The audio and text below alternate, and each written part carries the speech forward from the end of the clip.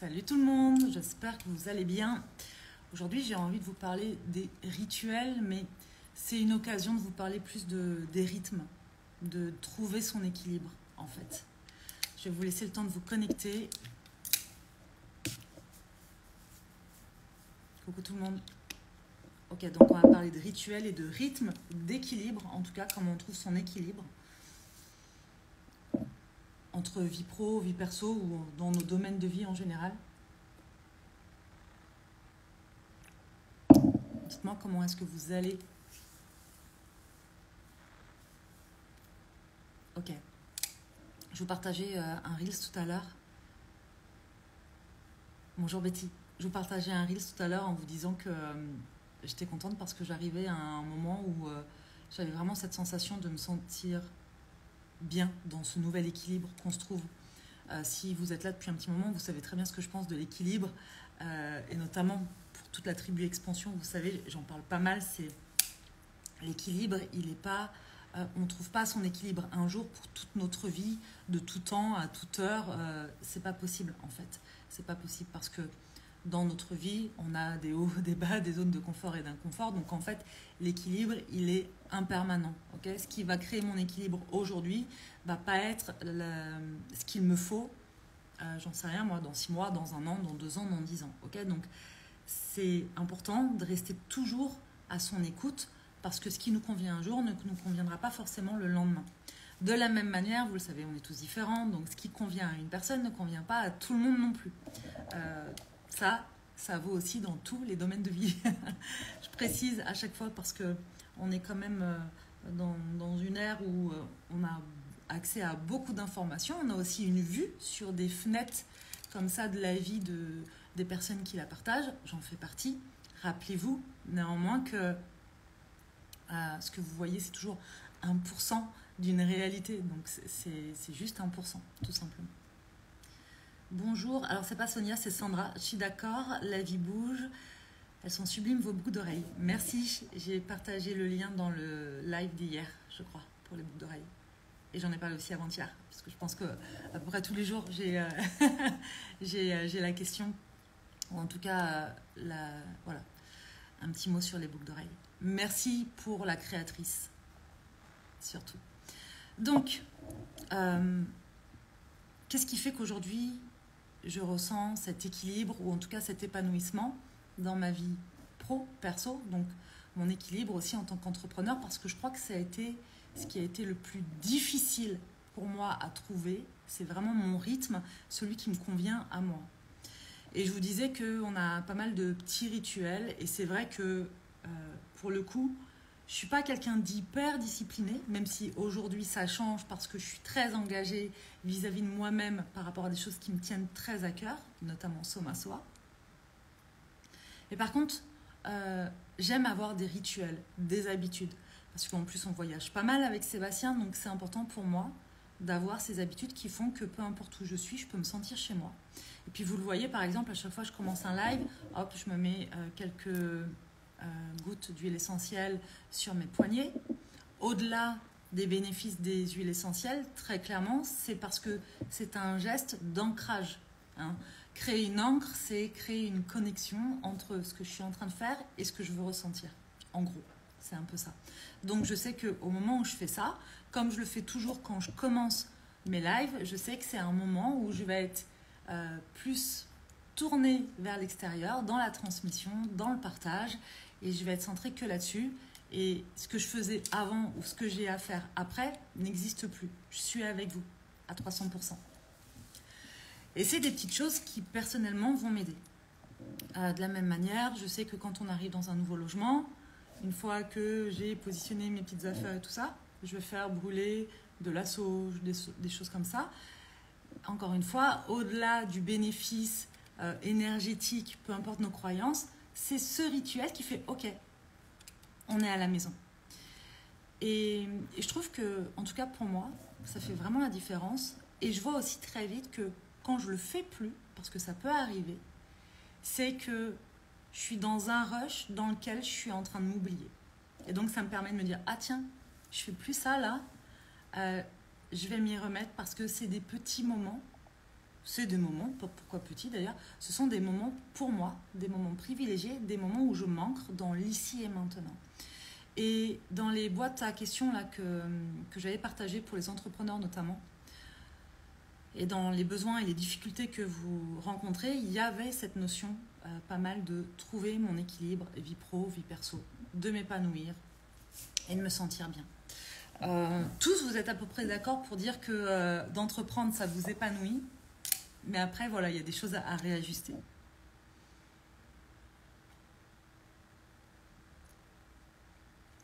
L'idée, c'est vraiment de trouver vos rituels. C'est important de comprendre que ce sont des choses qui nous font du bien et qui vont nous permettre d'être plus ancrés dans l'instant présent et donc plus focus aussi et de prendre soin de notre énergie. Et de bien comprendre si, par exemple, vous êtes... alors on est tous des êtres spirituels, mais si vous êtes dans... J'aime pas trop le mot développement spirituel, mais j'ai rien d'autre qui me vient là. En tout cas, si vous vous sentez très connecté à votre spiritualité, ou si vous êtes dans cette recherche-là, sachez que c'est pas le cumul de pierres, d'encens, de gris-gris et de machin qui va faire que vous êtes plus spirituel. Ça, j'ai vraiment envie d'insister là-dessus. C'est juste des choses, des gestes qui vont vous soutenir, qui vont vous faire du bien à partir du moment où vous vous en servez. Mais très clairement, c'est pas parce que vous avez un super hôtel avec toutes les dernières pierres, les derniers smudge ou huiles essentielles ou je ne sais quoi, que vous êtes plus spirituel, ou à l'inverse, si vous ne pouvez pas vous offrir tout ça pour X raisons, ça ne fait pas de vous des êtres moins spirituels. Petite parenthèse que je referme. Je vais essayer de regarder vos messages au fur et à mesure cette fois pour pas trop me perdre.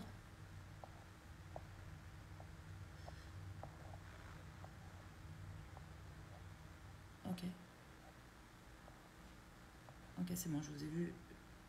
Le temple est à l'intérieur. Oui, absolument. Mais on peut dire temple, on peut dire...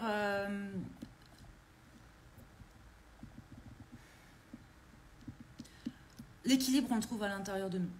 Et tout ce qu'on va mettre en place à l'extérieur, ce sont des soutiens supplémentaires. C'est juste pour nous supporter, nous soutenir. Mais effectivement, c'est à l'intérieur qu'on va trouver ça. Et surtout, c'est à l'intérieur qu'on trouve notre sécurité intérieure. Comme le nom l'indique.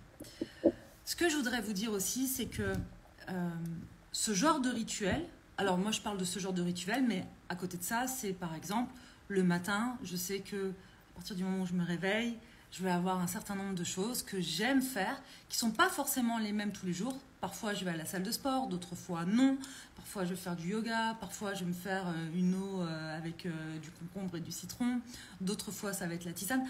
D'autres fois ça va être on va au marché avant de commencer à travailler. Bref, peu importe ce que vous faites, l'idée c'est d'envoyer des signaux à votre corps et à votre esprit qu'à un moment donné, vous allez vous installer aussi pour être focus. C'est-à-dire, vous prenez soin de vous et à un moment donné, vous allez aussi vous installer pour être focus.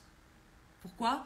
C'est un peu comme, j'en sais rien, le soir, vous avez peut-être tous un peu un rituel de, tiens, je sais pas, je me nettoie le visage, je me brosse les dents, je vais aux toilettes avant d'aller me coucher.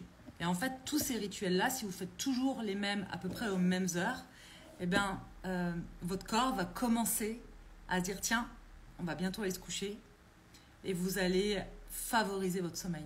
De la même manière, je pense que c'est précieux, surtout quand on travaille de chez soi et encore plus quand on est entrepreneur et que donc on est son propre patron et donc c'est nous qui nous posons notre cadre. Je pense que c'est important d'avoir ce genre de choses qui vont envoyer des signaux de « Ok, là, dans quelques temps, je vais m'installer et je vais être focus sur ce que j'ai envie de faire ou de ce que j'ai à faire. » Je vous dis ça parce que quand on s'installe en tant qu'entrepreneur et même après, parfois, on peut avoir tendance après à se laisser complètement déborder et à s'oublier, ou à l'inverse, à s'oublier et à procrastiner tellement on est perdu et déséquilibré dans ce rythme en fait.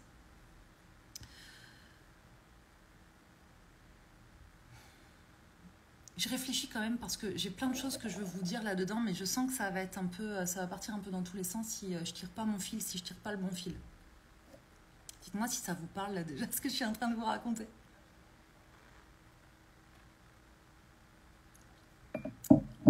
J'ai envie de partir sur un truc, mais en fait, je crois aussi qu'on se pose beaucoup la question de l'équilibre, de trouver son équilibre vie pro et vie perso. Et effectivement, c'est précieux et c'est important de pouvoir le faire. Donc les rituels, les choses qu'on met en place vont nous aider et nous soutenir. Mais je crois aussi que ça parle beaucoup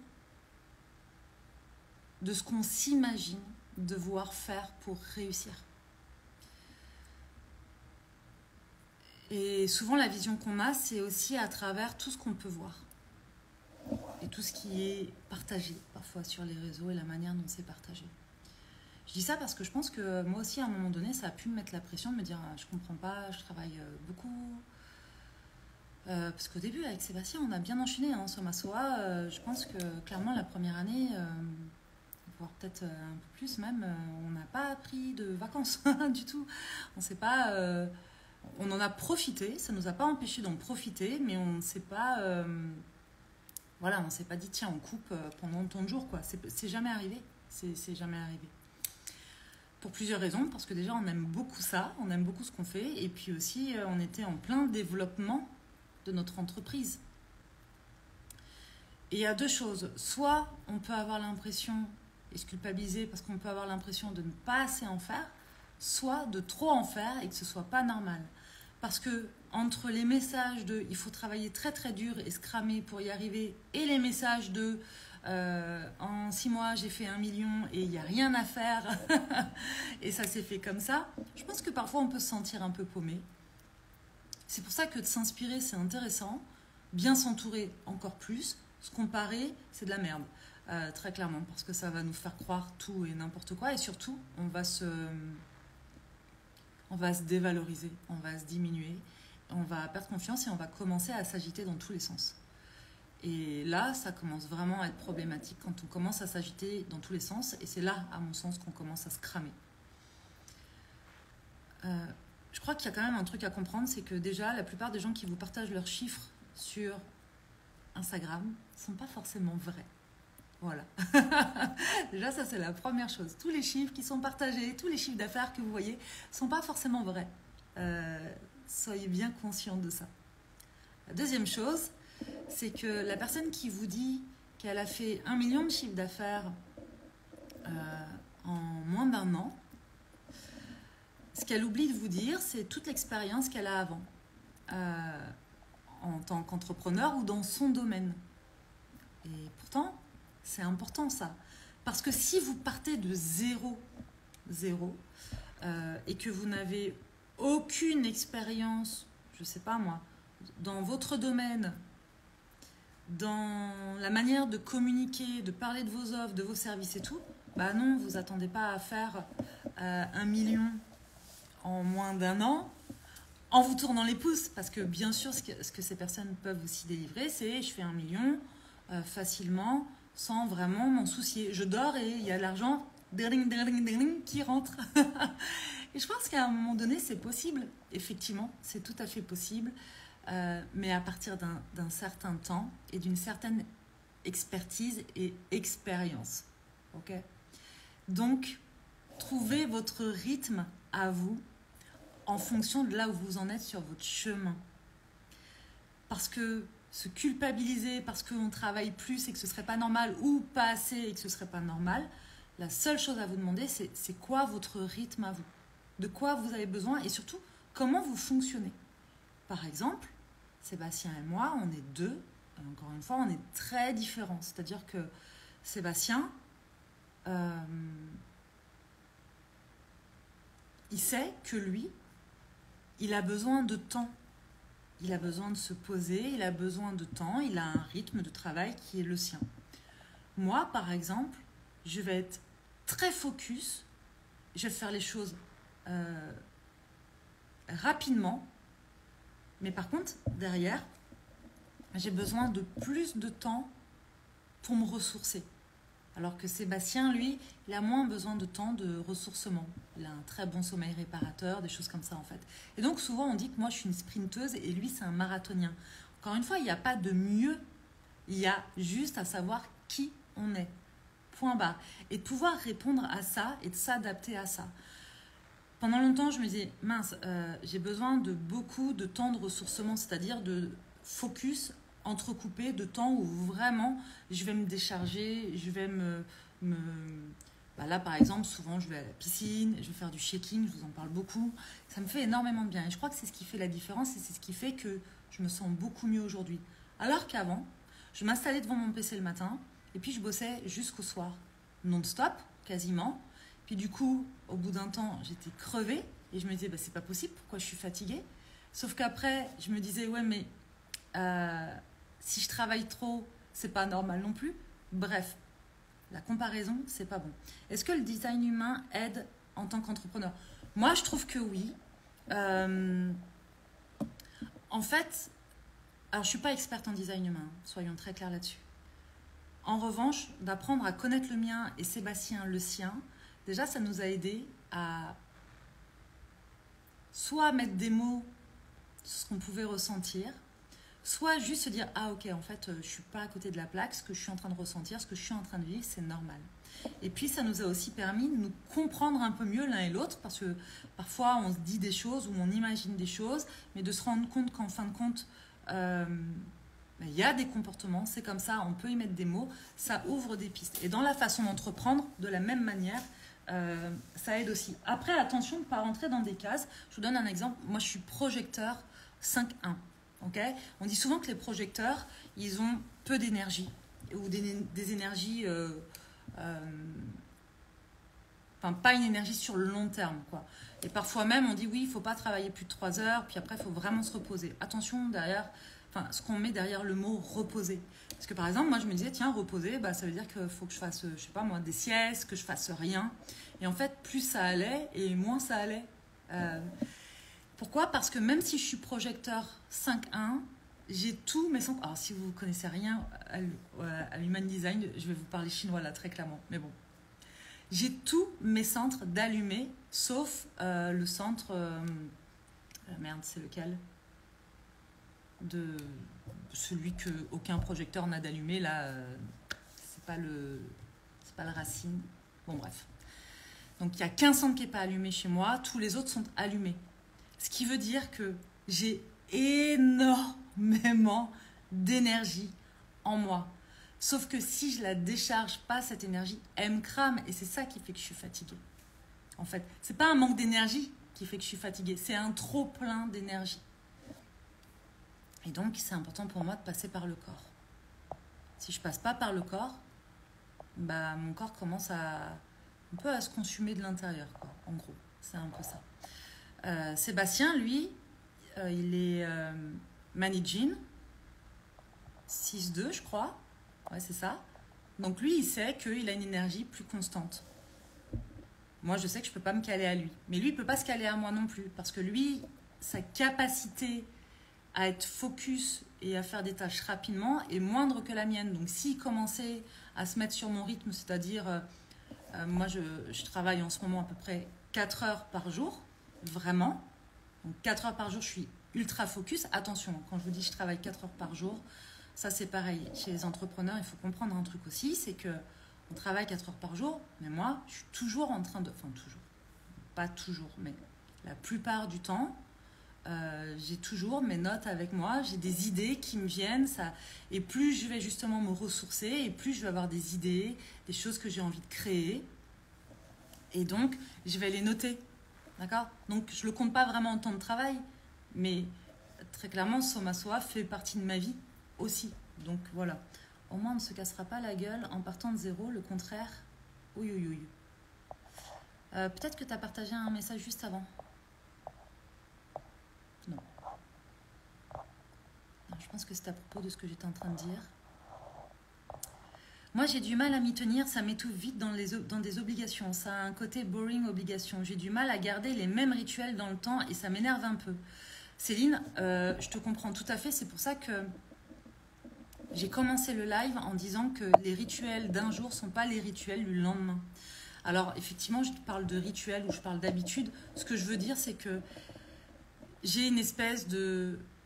Enfin, tu peux avoir une espèce de boîte comme ça à outils dans lesquels tu vas venir piocher. Ça ne veut pas dire qu'il faut que tu fasses les mêmes tous les jours, tout le temps, et que c'est une obligation. En fait, tout ça, c'est fait pour te soutenir. À partir du moment où ça te casse les pieds, c'est que ça ne te soutient pas. Ou c'est que tu n'as pas trouvé ton truc. Point barre. Et en fonction des périodes que tu vis, il y a des moments où tu vas en avoir besoin et puis d'autres non.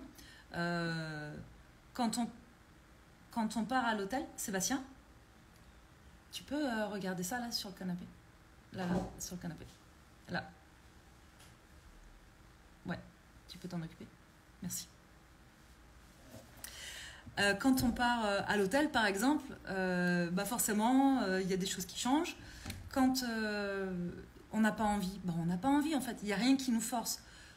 Ce que moi je vois, c'est que d'avoir des habitudes, même si ce ne sont pas les mêmes, mais en tout cas de me dire, au moment où je me réveille, j'ai des temps pour moi, juste pour moi, pour me préparer, pour ensuite être plus focus. Je sais que ça m'aide.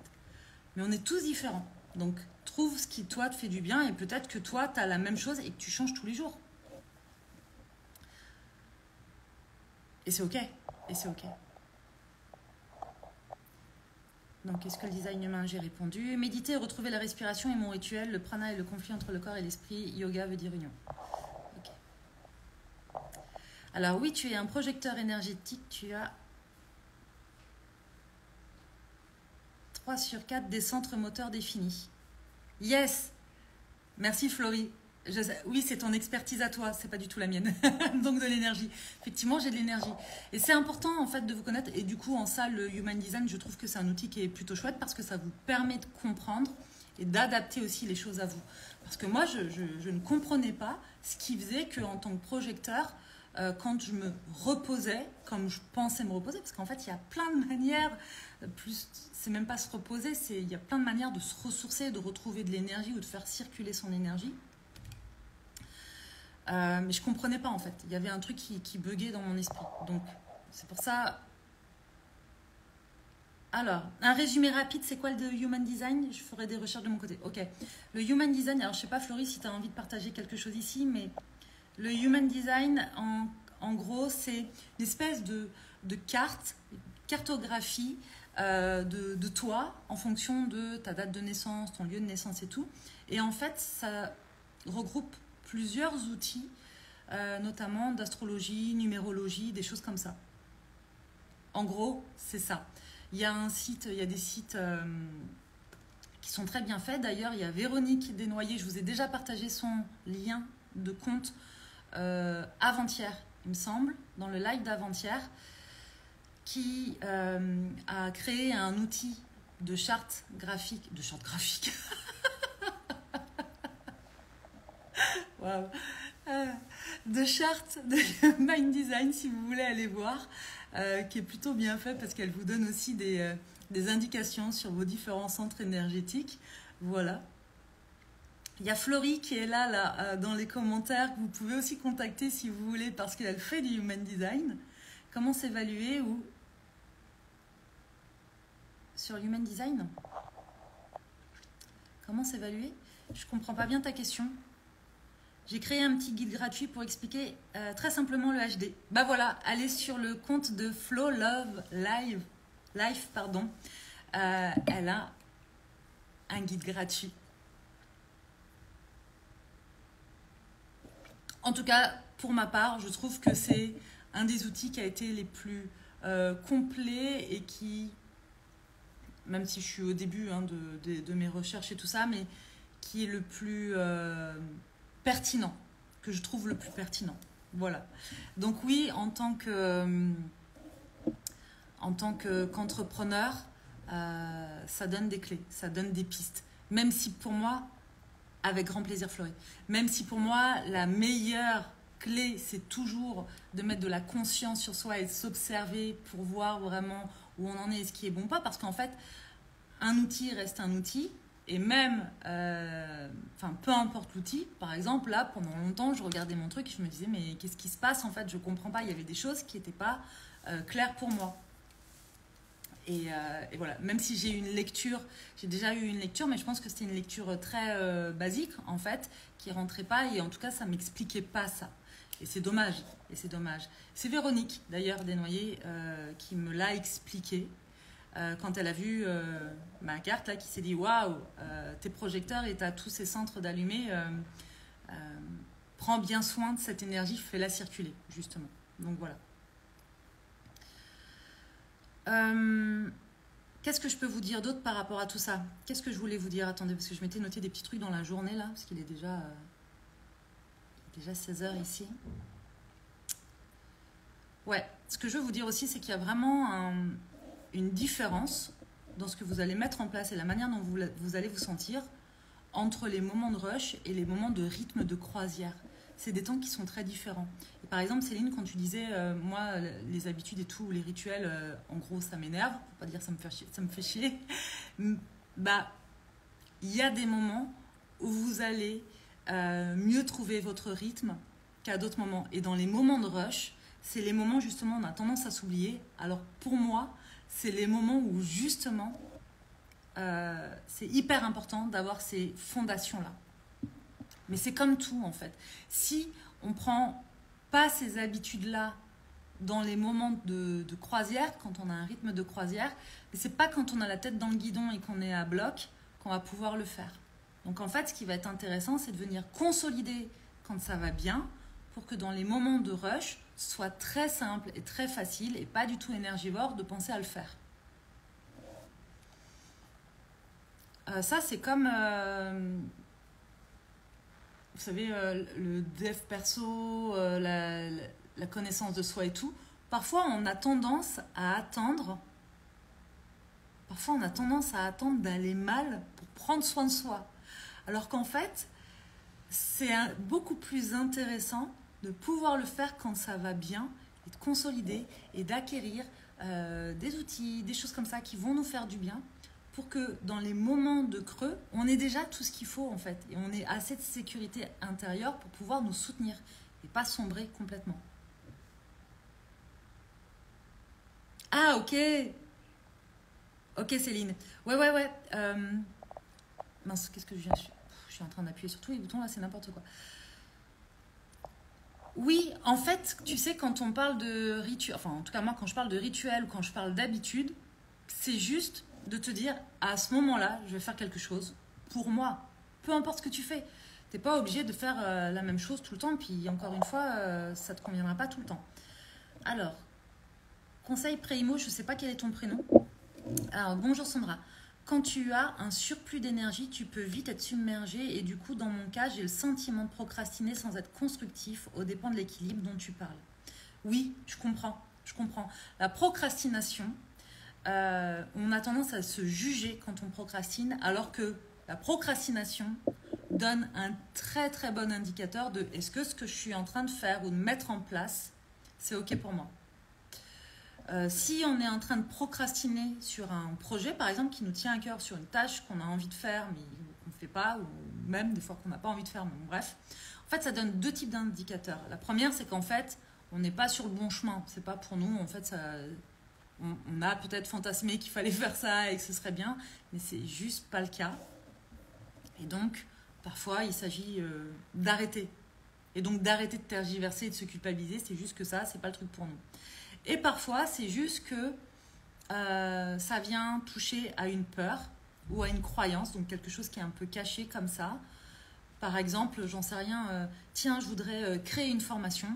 Je suis sûre que j'aimerais beaucoup et que j'apporterais de la plus-value sur cette formation, je suis sûre que ça marcherait.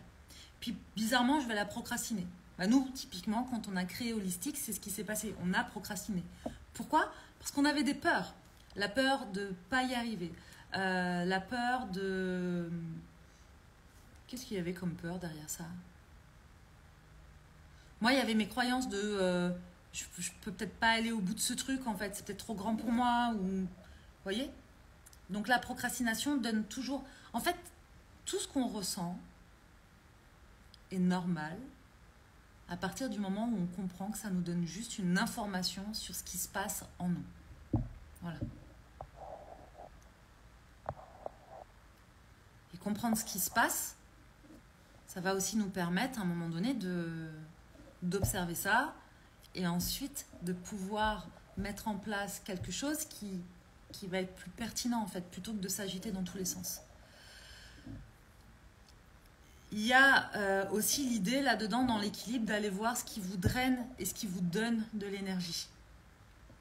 Il y a des choses qu'on fait dans nos journées, même si on se dit que c'est bien, qui vont nous drainer de l'énergie, qui vont nous puiser, qui vont nous épuiser, tout comme il y a certaines personnes, à leur contact, vous allez être crevé, ou tout d'un coup, vous allez vous sentir moins bien, enfin, peu importe. Tout ça, c'est des indicateurs aussi à prendre en compte. Pour moi, ça fait partie du fait de trouver son équilibre. Au-delà des rituels, c'est juste trouver son équilibre, en fait. Il y a autre chose aussi, c'est, je vous parlais des peurs, je vous en ai parlé, je crois, hier ou avant-hier aussi, c'était avant-hier. Quand on commence à avoir peur, on commence à s'agiter dans tous les sens. La peur, elle nous fait faire deux choses. Soit on devient prostré, on est figé, et donc on peut procrastiner, par exemple. Soit au contraire, on va s'agiter dans tous les sens. Dans tous les cas, ce qu'on veut, c'est ne plus avoir peur. Pourquoi ? Parce qu'en fait, la peur fait qu'on sent des choses dans notre corps qui ne sont pas agréables, ou ça fait tourner des scénarios en boucle dans nos têtes qui ne sont pas agréables et confortables. Et ces scénarios vont générer des émotions, ou en tout cas des sensations dans notre corps qu'on n'aime pas. Et comme on n'aime pas ça, ce qu'on veut, c'est que ça change immédiatement. Et donc, qu'est-ce qu'on va faire ? On va commencer à appuyer sur tous les boutons et on va s'épuiser encore plus. Et je vous donne un exemple qui revient souvent et qui est beaucoup revenu dans la boîte à questions. Dans les besoins, c'est de pouvoir vivre de mon activité. Vous êtes nombreux à m'avoir dit, je voudrais pouvoir vivre de mon activité. J'ai peur de ne pas pouvoir vivre de mon activité. Et ce qui se passe quand on s'installe en tant qu'entrepreneur, qu'on a peur de ne pas pouvoir vivre de son activité, qu'on a peur de manquer d'argent, eh bien, soit on va procrastiner, soit on va s'agiter dans tous les sens. Et souvent, on s'agite dans tous les sens. Et donc, on s'épuise. On commence à regarder ce qui se fait ailleurs. On commence à se comparer. On commence à tester plein de trucs, mais sur du court terme. Parce qu'on se dit, tiens, je suis en train de faire ça, mais si ça ne marche pas au bout de 3 jours ou au bout d'une semaine, je suis déjà en train de changer de technique, ou de stratégie, ou de vision. Et ce qu'il faut comprendre, c'est que quand on met quelque chose en place, peu importe dans quoi, il y a toujours un petit temps d'inertie, en fait. Il faut laisser le temps au temps. C'est toujours... En fait, comprenez bien une chose, c'est... on va remettre un peu d'humilité, mais le monde ne nous attend pas. Le monde ne nous attend pas. Donc, en fait... quand vous arrivez, bah non, il n'y a pas déjà 10 000 personnes là, qui sont en train de vous dire « Waouh, c'est génial, on t'attendait, on t'attendait. » Non, personne ne nous attend. Donc, ça va demander déjà d'avoir assez d'énergie, d'être aussi très clair sur pourquoi on fait ça, qu'est-ce qui nous anime, parce que déjà ça va aussi nous donner de l'énergie, de l'élan. Et plutôt que de faire les choses depuis un espace de peur, donc de s'agiter dans tous les sens, on va pouvoir faire ça depuis un espace, j'allais dire de sécurité intérieure, donc là ça demande justement à aller nourrir ça, mais depuis un espace aussi de joie ou d'amour, de passion. J'aime tellement faire ce que je fais que c'est plus fort que ma peur, d'accord ? Parce que si vous vous présentez avec cette vibration de j'ai peur, on est des animaux, hein, on le sent. Ça se sent en fait. Ça se sent dans l'énergie. Donc l'idée, c'est pas de vous culpabiliser en disant « Ah, mais moi, si j'ai peur, du coup, ça veut dire que tout le monde le voit. » Non, c'est pas l'idée. L'idée, c'est juste de dire « Ok, si vous faites partie des personnes qui ont des peurs, et on en a tous, c'est comment vous en prenez soin, comment vous prenez soin de vous et comment vous consolidez autour, même si la peur reste pour un temps, comment vous consolidez autour pour pouvoir faire les choses aussi en mettant une autre énergie en plus qui sera plus forte que la peur. Tout simplement. Enfin, tout simplement. Et ça, je vois bien que le rapport à l'argent, c'est tout un truc. C'est tout un truc. Et que je trouve que c'est ce qui nous fait faire le plus d'erreurs. Cette peur de manquer, en fait. Tout comme la peur aussi du regard des autres, d'ailleurs. Voilà. Même si ce sont deux choses différentes et deux énergies différentes, le résultat est un peu le même.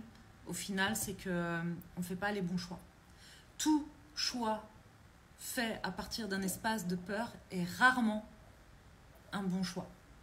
Tous les choix qu'on a fait avec Sébastien depuis nos espaces de peur, parce qu'il y en a eu aussi, n'ont pas été des bons choix. Et ce sont des choix qui nous ont cramés. C'est-à-dire que souvent, c'est dans ces choix-là qu'on a mis le plus d'énergie et qu'on s'est fatigué. Et ça, c'était un bon indicateur. Avec du recul, on sait maintenant que ça, c'était un bon indicateur en mode, ok, on n'est pas en train de prendre la bonne route là, en fait. Cette sensation-là, on la connaît. C'est pas le bon chemin, ça, en vérité. Alors Betty, j'ai tellement hâte d'être à la masterclass que ça va être génial, c'est tellement vrai et ça résonne en moi. C'est ma plus grande peur, l'argent dans l'entrepreneuriat. Betty, j'ai très très hâte aussi et c'est dans 4 jours. Dans 4 jours, c'est la masterclass, donc se révéler, oser pour impacter. Et juste derrière, on ouvre les portes de Holistic Business et j'ai très très hâte. Tout ça, tous les lives là, que je vous fais, je vous parle un peu de tout ça, c'est des introductions, mais c'est des sujets qu'on va aller approfondir. Et dans la formation, alors dans la masterclass, forcément, ça va pas être du sur-mesure pour chacun parce que on va être sur une masterclass, vous êtes déjà, je crois, un peu plus de 500 personnes inscrites là. J'ai très hâte, vraiment.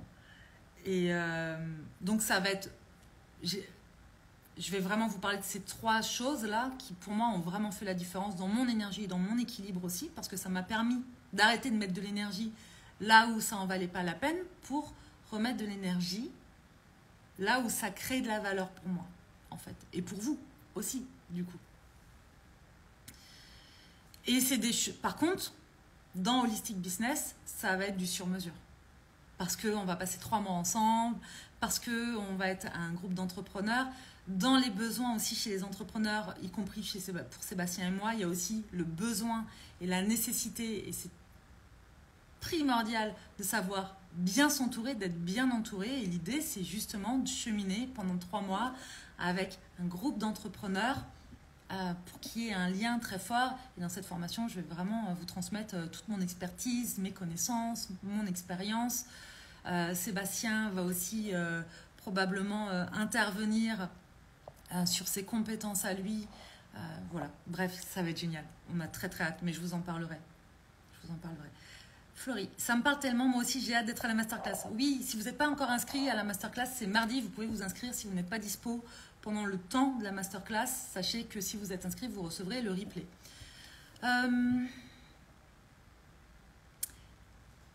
Ouais, je vais parler de ça. Qu'est-ce qui apporte de la valeur ou pas? Et puis je finirai là-dessus. Qu'est-ce qui apporte de la valeur ou pas? Quand on est un peu perdu, quand on est dans des moments de rush, on peut avoir tendance à vouloir faire plein de choses en même temps, voilà. Et le truc, c'est que parfois, comme je vous le disais là il y a quelques instants, quand on a pris des mauvaises décisions et des décisions depuis un espace de peur avec Sébastien, on a fait des choses qui nous ont pris énormément de temps.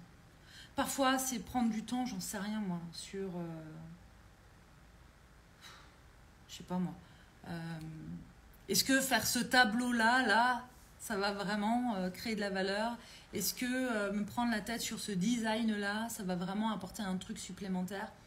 Et dans les moments où c'est plus speed et qu'on a un objectif là qui nous fait vibrer, qui nous tient à cœur, en fait, un des trucs pour atteindre cet objectif avec plus de fluidité, c'est juste de se dire, ok, est-ce que là, je suis en train de choisir la voie la plus fluide pour moi?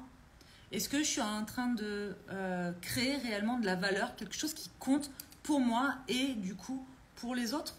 Est-ce que vraiment c'est ça? Par exemple, moi ce que j'aime, c'est vous parler, c'est vous transmettre. J'ai compris que ma zone de génie, c'est de pouvoir transmettre les choses avec des mots. Ça passe par ma voix, par les mots. D'accord? Donc, j'adore faire ça. Si je commence à me dire que je vais essayer de faire tout ça par écrit, bah, je sais que ça va beaucoup moins me plaire. Et je vais perdre plus de temps. Et je vais me perdre toute seule. D'accord? Si je commence à me dire que, j'en sais rien, c'est moi qui vais gérer tout notre administratif et notre comptabilité de la même manière, je vais avoir moins d'énergie pour faire ce que j'aime vraiment. Donc l'idée, c'est de voir, ok, dans les choses qui apportent moins de valeur à ce que je propose et à ce que j'offre, comment je peux faire pour que ce soit vraiment simple, sans y mettre trop d'énergie. Et pour ce qui compte vraiment et ce qui va vraiment créer de la différence pour mes clients, pour moi, pour mon énergie, pour mon business, là, ok, je vais y accorder du soin. Et ça va aussi faire la différence dans est-ce que ça me draine de l'énergie ou pas, et est-ce que cette énergie que je suis en train de mettre, c'est ok ou pas, en fait. Tout nous prend de l'énergie. La seule différence, c'est qu'il y a des choses qui nous en redonnent en même temps, alors que d'autres, pas du tout. Je m'explique. Je suis en live tous les jours. Vous imaginez surtout pas que c'est fluide tous les jours. Et c'est exactement pour ça d'ailleurs que je me suis lancé ce défi à la base. Si vous voulez aller voir le premier live, le tout premier live que j'ai fait de ce challenge 365, je l'explique très bien. Moi, je suis une perfectionniste. C'est ma manière de procrastiner number one, le perfectionnisme. Et du coup, je me rendais compte qu'il y avait beaucoup de choses que je m'empêchais de transmettre parce que, en fait, je m'empêchais juste d'allumer ma caméra comme ça et puis de parler et de transmettre ce que j'avais à transmettre. Sauf que quand vous le faites tous les jours, il y a un moment où vous n'avez pas le choix en fait. Il y a des jours où vous serez bien luné, des jours où vous serez moins bien luné, il y a des jours où vous aurez une super énergie, un bon flow, puis des jours où ce sera de la merde en fait. Et c'est comme ça. D'accord ? Et c'est exactement ce qui se passe là pour moi avec les lives. Néanmoins, c'est ok pour moi parce que j'aime faire ça. Je veux faire ça. C'est ce qui fait que j'ai créé Somme à Soi, c'est ça en fait. Transmettre, enseigner ce que j'ai appris, ce que je connais, ce qui me fait du bien, ce qui fait du bien aux personnes que j'accompagne depuis des années maintenant. J'ai envie de le transmettre au plus grand nombre. Et j'aime créer tous les espaces qu'on est en train de créer depuis qu'on a créé Somme à Soi. Donc, c'est ok que ça me prenne aussi de l'énergie. Parce que ça m'en donne aussi. Vous comprenez ? Il y a des choses qui vont juste vous drainer et vous prendre de l'énergie. Et généralement, ça donne un bon indicateur de « je ne suis pas sur le bon truc, là, je ne suis pas sur le bon créneau ». Et il y a des choses qui vont vous prendre de l'énergie et qui vont vous nourrir, qui vont nourrir d'autres espaces en vous, malgré tout. Il y a des lives, j'arrête, je suis éclatée, mais derrière, je dis à Sébastien, mais c'était génial, c'était super, il y avait des interactions, il y avait des gens qui posaient des questions, j'adore ça, c'est super. Puis en plus, je vois souvent les mêmes personnes, j'adore ça en fait, donc c'est ok. Pour toute chose, vous aurez votre lot de confort et d'inconfort. Le problème, c'est que la plupart des gens s'imaginent que si elles sont sur la bonne voie, ça devrait être fluide tout le temps et que joie, bonheur, confort, excitation, passion. Bah non en fait, pour tout ça, il y a tout l'autre côté. Fatigue, doute, peur, douleur, bref, tout l'autre côté est là en fait. Quand vous signez pour un rêve, vous signez pour le package. Le rêve, c'est jamais que du bon. C'est pas vrai. Vous dire ça, c'est le meilleur moyen d'atteindre un rêve et de vous dire ah merde, en fait, c'était pas comme je l'avais imaginé. Alors, c'est du bonheur de te suivre. Tu m'aides à mettre des mots pour dépasser les peurs dont je n'avais pas conscience. Merci Stéphanie. Je suis ravie. Oui, la compta, moi, ça m'en redonne pas du tout. Je suis sûre qu'il y a des personnes qui kiffent faire ça. Sébastien adore faire des tableaux Excel, par exemple. Mais pas moi. Mais lui, c'est ok. À la base, avant de créer Somme à Soi, Sébastien, il était ingénieur dans l'aérospatial, chef de projet. Donc lui, faire de la gestion de projet, avoir une vue d'ensemble pour organiser les choses, c'est son truc, c'est son gros kiff en fait. Souvent on dit que moi je suis le pourquoi et lui il est le comment, c'est-à-dire que moi je suis la vision, je crée les espaces, je suis celle qui transmet, celle qui a l'expertise pour transmettre, et Sébastien il est celui qui va faire que ça puisse être structuré un minimum, et voilà, tout simplement. Tout simplement, et bien plus simple. Parce qu'au-delà de ça, il y a aussi tout le support dans l'énergie qui est là et qu'on ne perçoit pas forcément. Voilà, j'ai répondu à tout. J'ai répondu à tout. Et puis, je crois que c'est bon pour moi. Je crois que c'est bon pour moi. Ok, je pense que je suis partie sur plein de trucs en même temps, mais c'est pas grave. Je vous ai dit ce que j'avais envie de vous dire aujourd'hui. J'ai hâte de vous retrouver mardi. Je vais peut-être vous partager une petite boîte à questions pour voir si vous avez des questions par rapport à tout ça. S'il y a des choses que vous avez envie que je creuse un peu, je vais vous partager ça. C'est top, vous êtes parfaitement complémentaires. Oui, absolument. Avec Sébastien, on est complémentaires dans Soma Soa et ça, c'est plutôt chouette. Stéphanie, oui, bravo à Sébastien également. Vous êtes un super binôme complémentaire. Yes, effectivement. C'est plutôt cool. C'est plutôt cool. Voilà. Ça ne veut pas dire que c'est fluide tous les jours. Hein. Parce que être complémentaire, c'est aussi être différent. Et donc, avec tout ce que ça comprend, encore une fois, comme confort, mais aussi comme inconfort. Je vous le répéterai jamais assez. Mais c'est vraiment important pour moi de vous le répéter parce que il y a ce qu'on voit, ce qu'on croit voir, ce qu'on perçoit, ce qu'on projette, d'une certaine forme de bonheur, de fluidité ou de réussite. Et on ne voit pas tout l'autre côté qui est aussi tout le lot d'inconfort, de doute et de peur qui est normal. Le tout, c'est de savoir se connaître encore une fois. Et même quand on parle d'entrepreneuriat, on parle toujours aussi de connaissance de soi parce qu'on entreprend